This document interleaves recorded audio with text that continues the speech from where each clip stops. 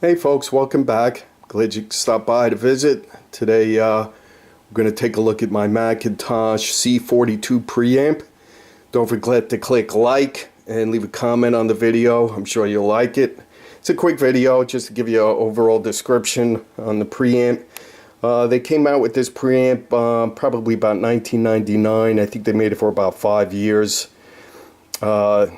It's the last model, I think, before they came out with the fiber optics and the LED lights. So this one has bulbs, and they're all still looking pretty good, thank goodness. It's got 8-band equalizer. It's got 4 knobs on the left here, and 4 knobs on the right. You got your listening selector. And it also has a recording selector over there, so you could choose which input you're recording from while you could still be listening to another input. It has a LED readout, and it's got a processor loop, one for output and one for input for recording. That's essentially your recording monitor, your tape monitor. A mono switch, that's to trim all the volumes to the different inputs. Your display to read percent or decibels, a muting button. 1, 2, it has 3 outputs actually. One is standard one, it doesn't have a button for, and it has 2 additional.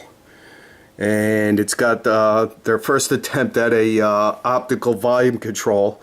This volume control is as smooth as silk, and it works digitally, optically, and it's very smooth. It sounds great. There's nothing digital about it except for maybe the buttons that use electromagnetic switching, which is really not digital, but it's completely analog. Other than that, we could take a look at the back, and I'll turn it around and I'll show you all the connections in the back. Hang on. Yeah, I squeezed behind the back here. Taking a look at the back. I hope there's enough lighting.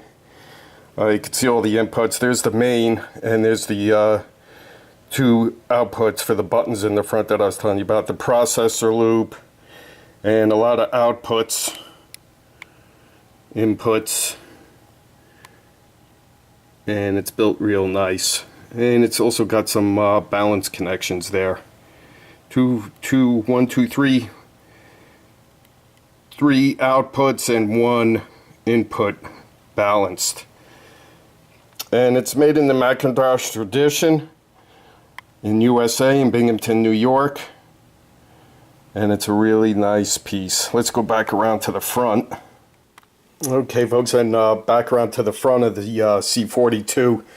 Just wanted to mention about the phono section on here. It's really a very good phono section.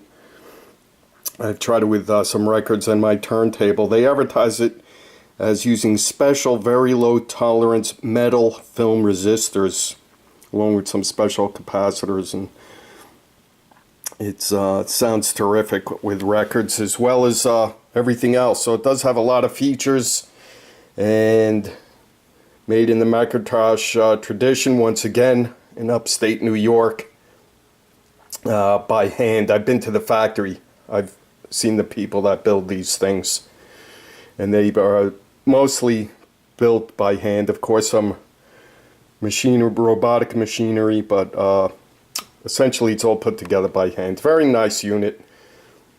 Thanks for stopping by, folks. I'm glad you came by. Don't forget to click like and leave me a message on the video, and come back and visit us real soon. Thanks for looking at the McIntosh C42.